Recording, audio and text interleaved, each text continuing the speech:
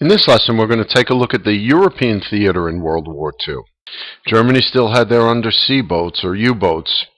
Eventually, America would get subs into the water as well. However, the Allies used countermeasures by traveling in convoys and using sub-hunting aircraft to try and avoid U-boat damage. However, this chart shows there were plenty of ships that were sunk during World War II in the Atlantic. Here we see President Franklin Roosevelt and Prime Minister Winston Churchill of Great Britain signing the Atlantic Charter Agreement at sea.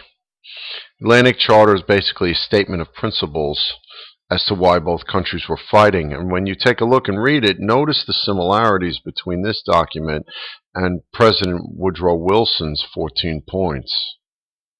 President Roosevelt decided to pursue a Europe-first strategy, which meant that we were going to put our efforts initially against Germany in Europe by helping the British, French, and Soviets. FDR and Churchill decided that the strategy should be to start in North Africa, work their way across North Africa, and cross the Mediterranean, come north through Italy, and attack Germany from the Italian side. This map shows the initial invasion of North Africa and Morocco and Algeria in November of 1942.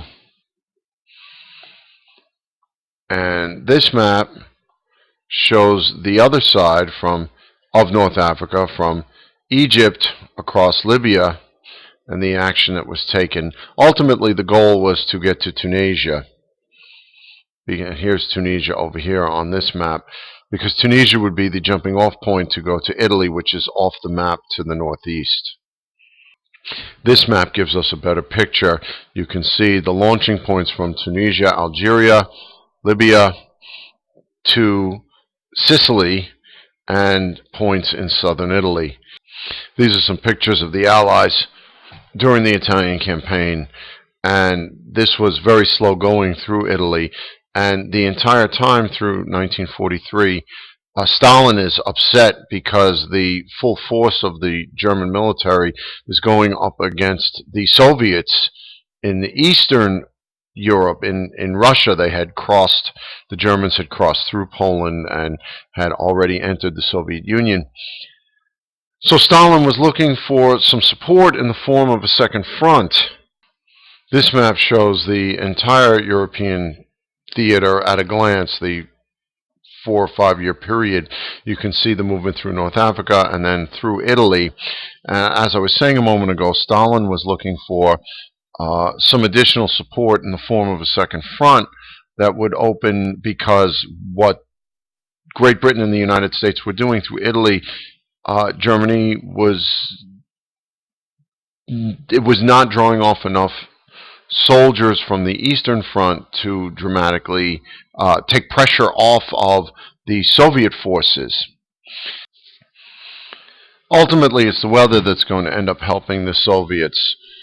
The Battle of Stalingrad was the turning point on the Eastern Front of World War II. You can see Soviet forces on the left, the city of Stalingrad on the right, and the winter of 42 to 43 was so extremely cold that the Germans basically couldn't handle it, and they began to retreat, all right, giving the Soviets the upper hand for the moment in a battle that they were having a tough time holding the city up until that point.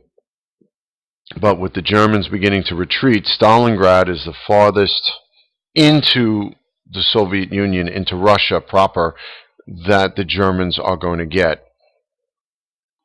Stalin kept pushing for a second front, for the British and the Americans to open a real second front that would draw German troops away from the Soviets so that they could fight the British and the Americans.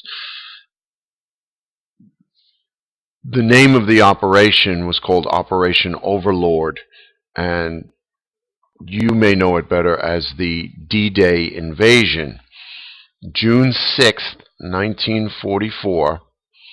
You see from the pictures here, this is going to be a water invasion of the French coast, the Normandy coast of France. It's about 30 miles across by water, across the English Channel. This is southern England here. This was the Normandy coast of France. And the morning of June 6, 1944, was the opening of a real second front. You'll notice from the pictures, let me make some of these a little bit bigger here so that you can see. These are British soldiers, or they could be American soldiers. It was British, American, Canadian soldiers took part in this. But you notice they've got to scale those cliffs on the French beaches, and the Germans had fortified the entire area. There was barbed wire in the water. There were guns at the tops of those cliffs, so you're looking at a very, very large casualty count, which is why this operation was put off for as long as it was put off. Eventually, though, they decided they really had no other choice but to open a second front and to do it this way as a water invasion. And the casualty count was large, but the invasion was successful. I haven't yet spoken about the role that airplanes played in World War II, and you can see here that they were used to carpet bomb cities. No laser-guided missiles yet.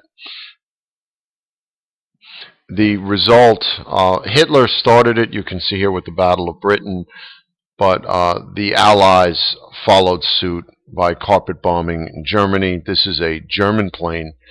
You can see it's just dropping lots of bombs, flying in over an area. They've got to visually sight the area that they want to drop the bombs on, and then in an attempt to hit their target, you drop a large number of bombs, and the result, the destruction, is massive in a city. You can see from these pictures.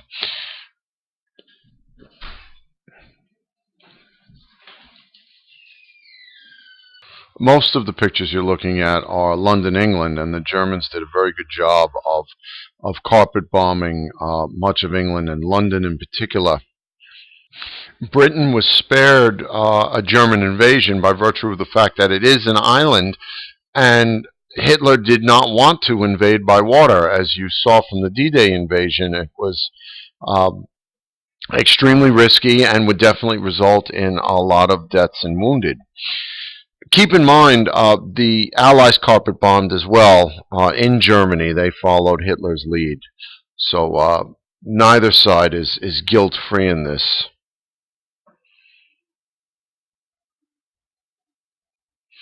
All right, back to our map.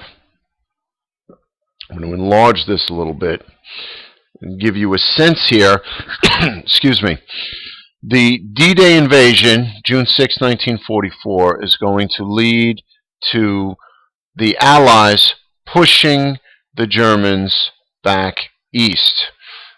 On the Eastern Front, you have the Battle of Stalingrad taking place over here, and at that point the Soviets are going to push the Germans back west.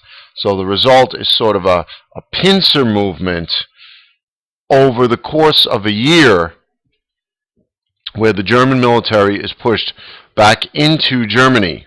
Here's Berlin, the German capital there. As a result of that, Germany is going to surrender May 8th, 1945. This was known as VE Day, or Victory in Europe Day. Hitler was not a part of the surrender. He had already killed himself a day or two prior to the surrender. There were celebrations all over. Here you're looking at Times Square in New York City on the left, and Piccadilly Circus in London on the right. All right, all sorts of celebrations celebrating the end of war in Europe, the victory in Europe. There's actually a very famous, I want to say, Life magazine cover photo. Notice the ladies holding up the V for victory sign. The war was not over for the United States, though. We were still battling Japan out in the Pacific, and that's going to be the subject for a later lesson in this unit.